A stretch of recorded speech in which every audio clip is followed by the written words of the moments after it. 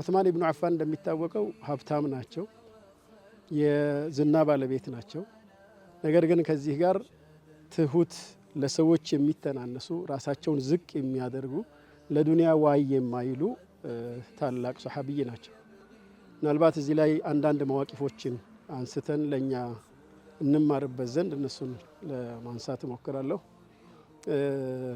አንድ መውቂፍ አቡ ዑስማን አልነህዲ የሚባሉ ታላቅ ሰው ዑስማን ኢብኑ አፋንን የሙጊረቱ ብኑ ሹዕባ ባሪያ ሰርግ አደረገና ለሰርግ ጠራቸው ይላል እና እዛ ጋ ዑስማን ኢብኑ አፋን ረዲየላሁ ዐንሁ አርዳህ የሰርጉ ቦታ ሄዱና ምግብን እንዲመገቡ እንዲጋበዙ ለሰርጉ ሲጠየቁ አይ እኔ እኮ ጾመኛ ነኝ፣ እኔ እዚህ ጋር የመጣሁት አንደኛ ጥሪህን ለማክበርና ለጥሪህ መልስ ለመስጠት ነው፣ ሁለተኛ ደግሞ በበረካ ይሄን ጋብቻ አላህ እንዲባርክልህ ዱዓ ላደርግልህ ነው አሉት።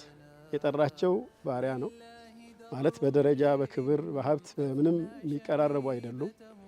ነገር ግን ጾመኛ ናቸው። ምግብ የሚመገቡበት እንትን አይደለም ያለው ጥሪን ለማክበርና የሱን ሽዑር ለመንካት ለአንተ በዚህ መልኩ ዱዓ ላደርግልህ ነው ያሉበት ሁኔታ አለ።